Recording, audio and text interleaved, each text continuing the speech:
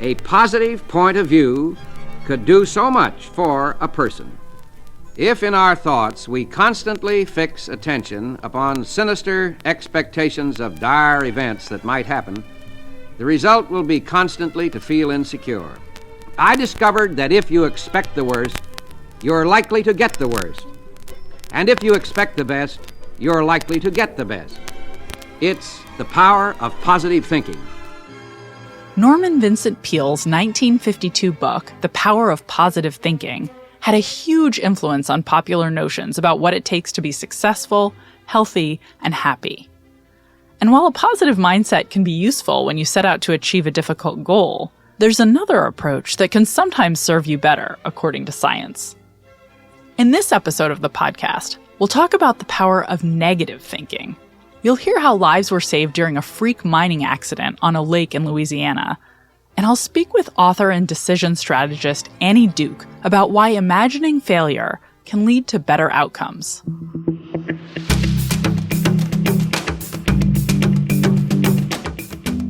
I'm Dr. Katy Milkman, and this is Choiceology, an original podcast from Charles Schwab.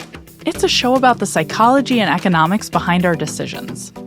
We bring you true stories involving high-stakes moments, and then we explore the latest research in behavioral science to help you make better judgments and avoid costly mistakes.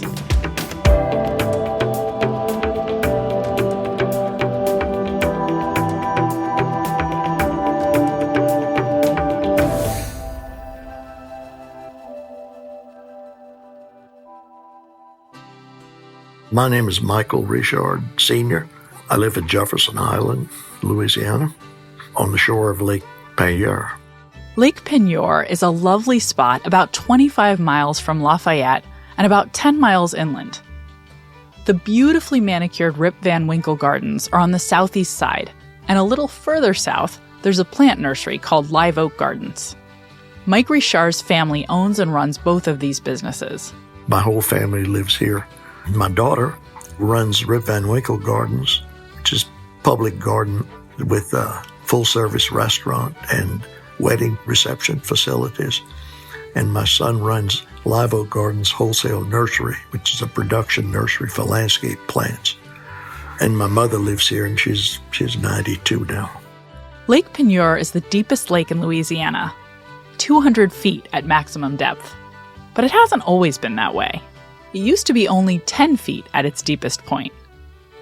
One day, over 40 years ago, the lake changed dramatically. It was the morning of November 20th, 1980. It started like any other day, just routine. We would go jogging first thing in the morning. My sister was living with us at the time, and she had been awakened by trembling. It felt like someone was shaking her bed at 5:45 in the morning. Then later that morning, we went to work at 7 o'clock as usual, and I remember going in my office and I felt a vibration. And I walked out onto the front porch where we had a fountain built into the foundation of the building, and the water in the fountain was sloshing back and forth like a bathtub when you get up out of the bathtub quickly. And that indicated the whole place was moving. There was an active oil rig on the lake at the time. The 12 men on the rig noticed that their drill had seized up, and they couldn't get it free. And that's exactly when the drilling rig punctured the salt mine, and it caused a seismic shock. The oil company's drill had accidentally cut into a shaft of the Diamond Crystal salt mine. It was an active mine with tunnels carved through the rock under the lake. The drill had hit the top of a salt dome, the highest point in a huge cavernous excavation in a salt deposit. Lake water began rushing into the mine through the drill hole, which was getting bigger and bigger. To make matters worse, there were 48 miners working at the time, most more than 1,500 feet below the surface. And one of the employees, he was an electrician, was checking out something on the 1,300-foot level, which was an area that was mined out, that was no longer active. All the active mining was occurring at the 1,500-foot and the 1,800-foot levels. And he heard a noise, and he shined his light ahead of him, because all of this is in the dark. And he noticed where the noise was coming from. It was empty oil drums floating and banging into the walls and banging into each other. It was creating a lot of racket. And the drums were riding on the water that was rushing into the mine. Torrents of water were pouring into the mine from the lake above. The miners were particularly vulnerable because the freight and service elevators stopped well short of the active work area. The men would have to hike up to the rescue chamber at the 1,300-foot level as water rushed into the tunnels. But the elevators can only carry so many people. And so imagine waiting your turn to get a lift up from 1,000 feet below the ground up to the surface. Must have been really stressful. Back on the surface, the men from the oil rig watched as the rig began to list heavily and sink into the lake. Because it's sitting on pilings that are driven into the lake bottom, all the pilings are being undermined by the erosion of the sand and soil that holds the whole drilling rig up.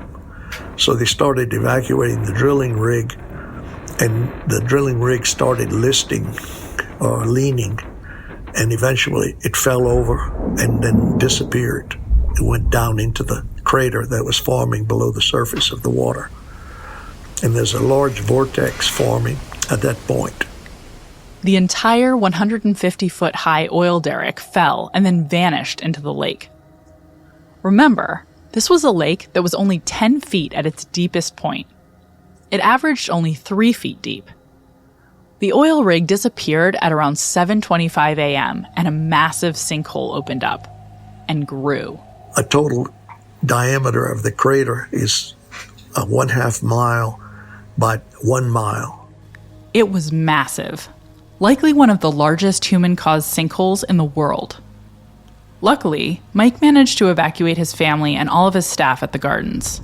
At one point, the crater was growing away from us, and then it changed direction and started growing toward us. And at that point, the sheriff's department had advised us it was time to move on and get out, because it was obvious that it was going to take the house and more land in our direction.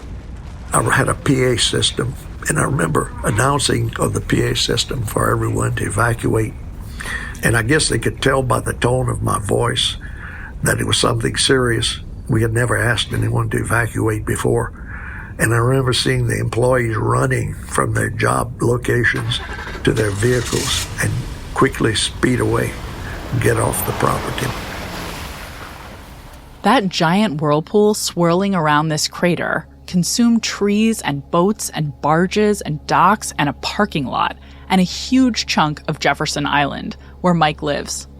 From 5:45 in the morning till about 4 in the afternoon, it gobbled up acres of land and made a sinkhole. At the middle of it was approximately 1,300 feet deep. Gobbled up all of the water in it. At the time, it was about a 1,300-acre lake. There were 11 barges, and these barges are about 200 feet long, and they carry a couple of 1,000 tons of salt.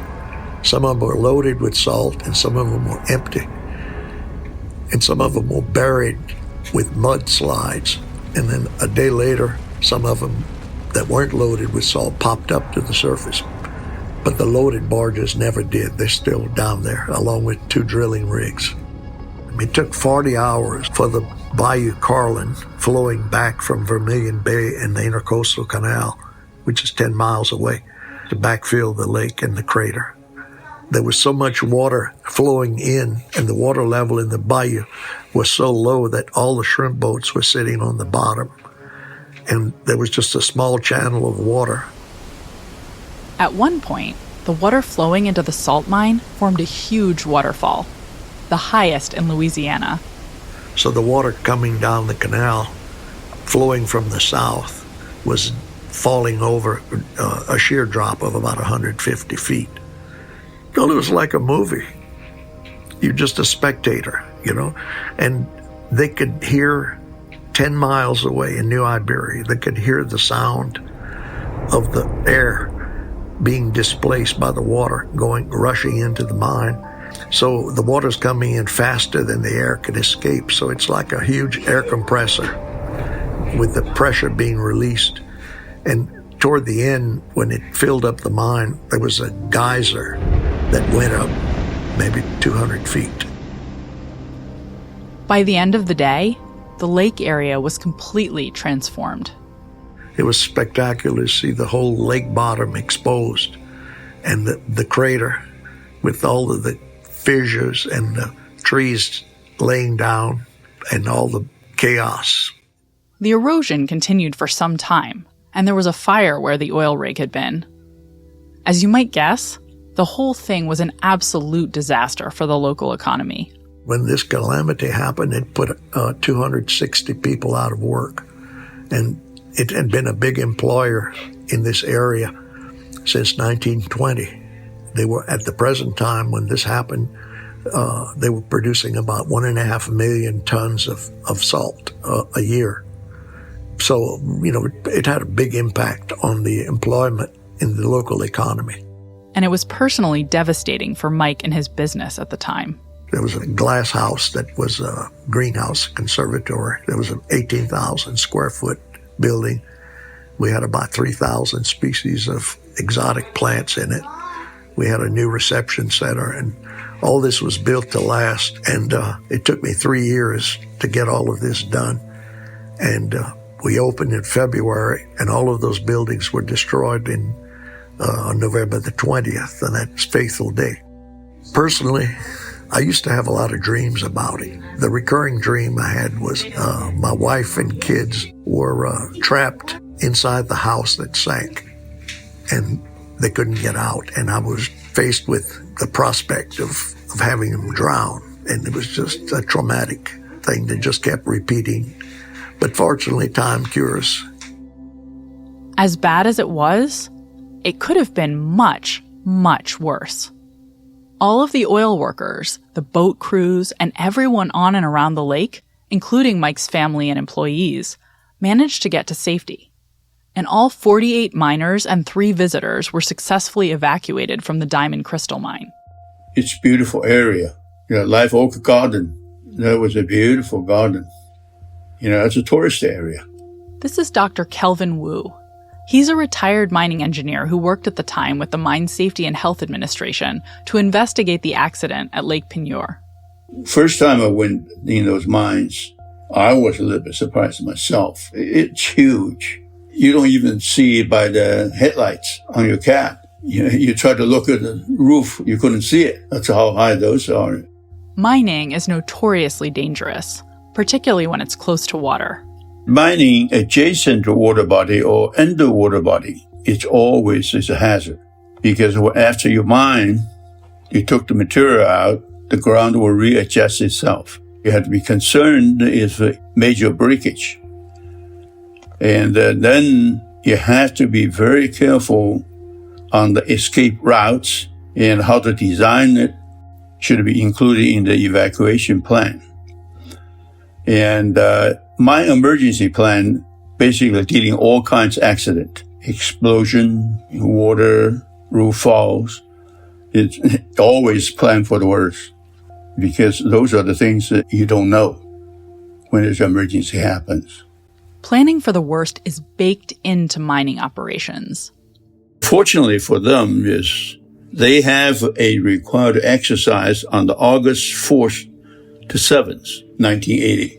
The accident happened on November. And so they had a practice just a couple months before that.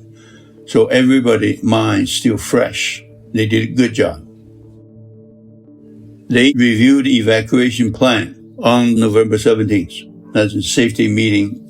Every time people goes underground, the supervisor or foreman will get their group to have a safety meeting. They review the evacuation plan. The first step in an emergency is to notify everyone. Notify every section. If the phone function, call. They use lights, blink lights, for give the signals. They will withdraw to the predetermined location. Then try to get out either by the elevators or walking out. If the foreman knows what his plan is, what he should do, and do the things he's been trained for, if he can keep calm, chances usually be fairly good. The group will be saved. If the leader gets excited, they're going to cause problems. You got to keep the cool head. It's hard to keep a cool head when you're a quarter-mile underground in pitch darkness, except for your helmet lights, and your escape route is a rudimentary metal cage on an elevator. But the miners knew the drill. At the 1300 level, the elevator was waiting there. The cage is just waiting at the 1300 level. When the people get into the cage, water is almost above their knee. So you can see, everybody was quite calm and knows what they're supposed to do. The people couldn't get into the cage, they'll go to the incline and walk to the 1,000-foot level. And they wait at the 1,000-foot level. So everybody followed procedures, so they were able to get everybody out safely. The miners and supervisors had done a good job following a procedure designed for a worst-case scenario. When I get there the next morning, the water's still rushing back in. All those boats still in that whirlpool. And so things are still going on. The fire on the lake is still there. That took a couple of days before you can make a decision to get on the lake to extinguish the fire. So it took about 4 or 5 days until everything stabilized and local residents was allowed back to their home. It's quite nervous that few days because you have to make a decision based on the technical information. It's a judgment. Hopefully you made it right. Don't get anybody hurt. For Kelvin Wu, the incident was an example of why it pays to plan for the worst. For Mike Richard, it's a reminder to hope for the best. Mike and his family rebuilt their businesses and continue to plan for a future on Lake Peigneur. Last year we bought the land where the salt mine had been. It looks out over the whole lake from a higher elevation, and I'm in the process of getting it restored after 40 years of being abandoned. And so we have plans to develop that property and lakefront cottages. There's about a mile of lake frontage. Hopefully one day if I can, we're going to build a restaurant that will be called the Salt Mine. So that's my dream for right now. Mike Richard owns Rip Van Winkle Gardens and Live Oak Gardens on Lake Peigneur, Louisiana. Dr. Kelvin Wu is a retired mining engineer and former chief of Mine Waste and Geotechnical Engineering Division at the Mine Safety and Health Administration. I have links in the show notes and at schwab.com/podcast.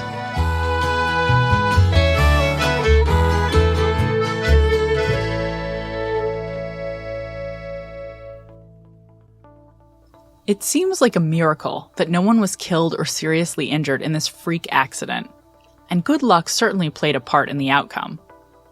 But that positive outcome was also due, in part, to excellent worst-case scenario planning, particularly by the staff at the Diamond Crystal Salt Mine.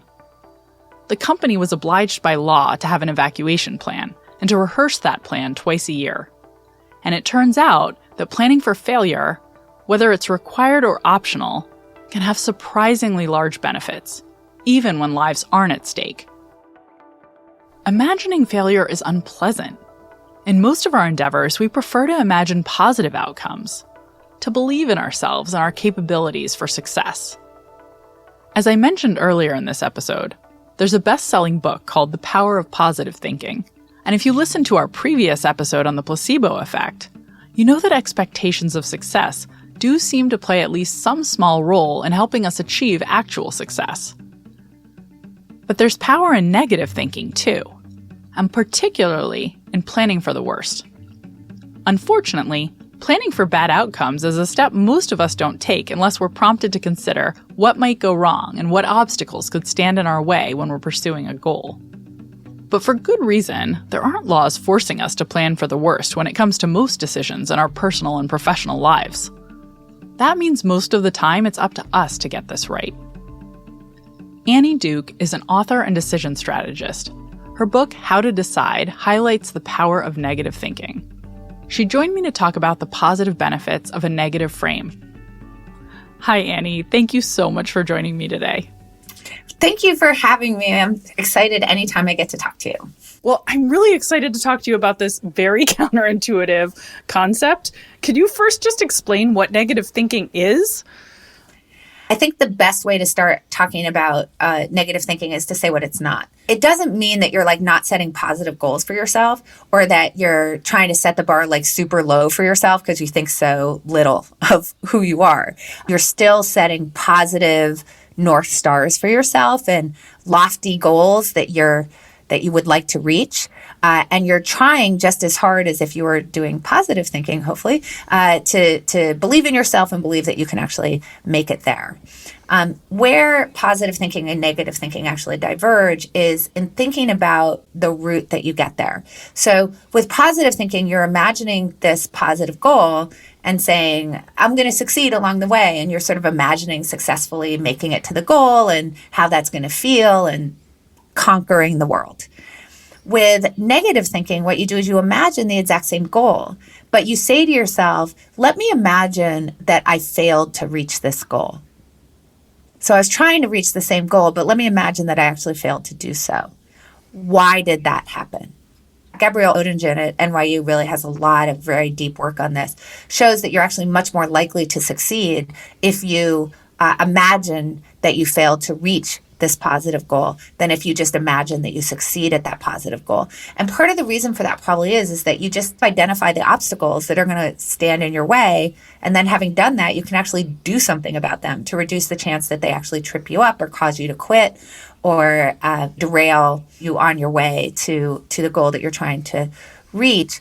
The other thing I think it does is it prepares you to not get derailed when the bad thing happens, because you can make a plan in advance for what you're going to do if something goes wrong. Gabrielle Oettingen at NYU, she's done so many studies across so many different domains, but I'll give you an example of one of the studies. She did some work on people who were in a weight loss program who wanted to lose 50 pounds or more. So these people obviously have a large amount of weight that they want to lose. And half the subjects were doing what we would call positive thinking, where they were imagining that they successfully lost the weight and, they went to the gym and they ate healthy and all their friends noticed how great they looked and their love life improved and, so on and so forth. So they were sort of, this positive fantasizing and positive thinking. And the other half were told to sort of imagine if things didn't go well. So they're imagining, what if I don't lose the weight? What if my friends don't even notice? What if I'm still not happy with my body afterwards? What if I fail to go to the gym, right? So on and so forth. So our intuition is, well, those people would do worse because they're imagining failure. Not only do they not do worse, but they lose 26 pounds on average more than the group who engages in this sort of positive fantasizing. Wow. It's such a huge result. It's surprising. And I think it's surprising because it intuitively feels like imagining success would be so motivating. My love life's going to be great and all my friends are going to notice. I'm going to go to the store and I'm going to be able to buy every piece of clothing that I want and I'm going to live longer. It's going to be great. So why wouldn't you do better? But they do quite a bit worse. And she's shown that across a variety of domains. It's very robust. And the issue is just the lack of attention to obstacles so that you can actually make a plan for overcoming them. Yeah, it's that. And she suggests also that negative thinking activates you hormonally the same way that a lion coming at you would. So it gets you to move and to act. Whereas positive thinking actually hormonally activates the same things that we get when we actually achieve our goals. And so then we sort of feel good and we lay back and we don't have that same sort of stress reaction that gets us actually to move. So she thinks that one of the things that negative thinking might be doing is to actually get your body into a chemical state where you would actually act. It's really interesting. So why is it that people don't naturally think negatively enough? If it's so powerful and important to think through obstacles and to have this sort of threat response that motivates you, why are we wired not to do that naturally and achieve more? So I think I think it's largely because imagining failure, essentially we experience as failure, that you have the same hormonal response to imagining failure, or at least a similar one, to actually experiencing the failure. Mm-hmm. So it's just super unpleasant. Yeah, I think it's just super unpleasant. I love the way that Danny Kahneman talks about this kind of need we have to update our self-image in a positive way. Dan Kahan would call it identity protective cognitions. Sure. We're trying to protect this idea of like, we're smart and we're great and we succeed and so on. I was going to ask how this relates to overconfidence. I think, and it seems like you're making that connection, and that they're both really these sort of protective biases. We need to have a positive self-view, and that's why we're overconfident and why we avoid negative thinking. Is that right? Yeah, I think that's exactly right. And if it is true that your body at least feels the same when you're imagining failure as when you actually experience a failure, I think that, to put really simply, it feels bad. What advice do you have for listeners on how they can make better decisions, knowing about the power of negative thinking? I think that one of the biggest problems that we have as decision makers is that we're having a street fight in our head. And that street fight is between present version of me, present version of Annie, and future version of Annie. And we know that what's good for future version of Annie doesn't always feel good for present version of Annie. But that when we're dealing with these kinds of intertemporal choices, that if our goal is actually to have the best outcomes in the long run, that we should be favoring future Annie. That's the person who we're really trying to protect, or we should be trying to protect more. But we actually do the opposite. So the biggest advice that I have for people to improve their decision making by using the power of negative thinking is to realize that imagining failure is not really a bad thing. It might cause you a little distress right now, but what it's going to do is be very protective of the future version of you, because the future version of you is really going to increase the chances that that future version of you succeeds. What you know from Gary Klein's work on premortems, where you imagine failure in advance, it's a similar concept, is that when people are sort of generating ideas about what the obstacles are that might stand in the path of success, that when you do a premortem, you actually generate about 30% more content, like ideas about what might stand in the way of success. And the more of that future landscape that you can identify, obviously, the better you're going to be able to navigate it, the better you're going to be able to prepare for it, the better you're going to be able to avoid those obstacles or react to those obstacles more rationally when they happen to appear. And that's all going to really increase the chances that you succeed. So doing these exercises like premortems, where you imagine failure in advance of having it, you should be willing to make that trade. You should be willing to say, I'm willing to feel a little bit bad right now because this is going to be really, really protective of my future self. That was so interesting and so helpful. Annie, thank you very much for providing such awesome insights for our listeners and for me. I really enjoyed this. Oh, thank you. Annie Duke is an author and decision strategist. You can read more about negative thinking in her book, How to Decide. I have a link to it in the show notes and at schwab.com/podcast.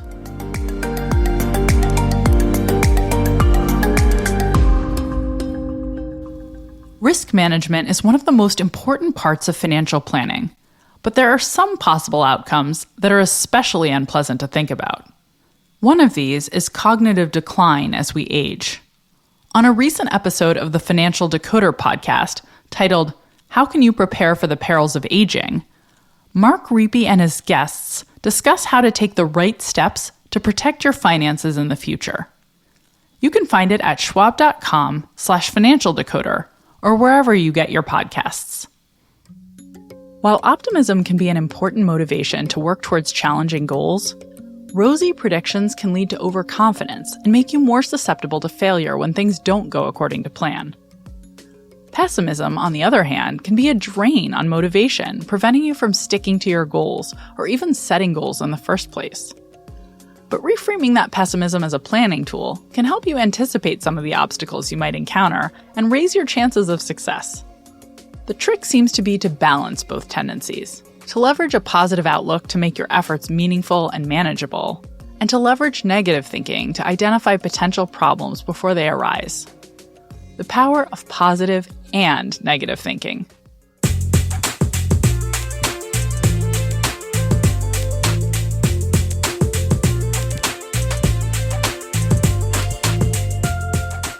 You've been listening to Choiceology, an original podcast from Charles Schwab.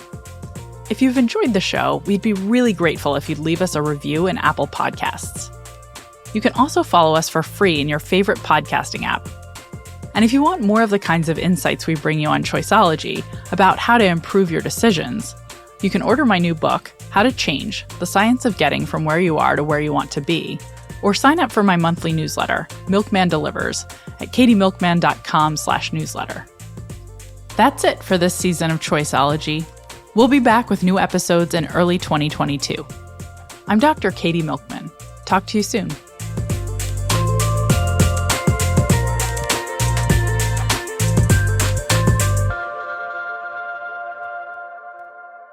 For important disclosures, see the show notes or visit schwab.com/podcast.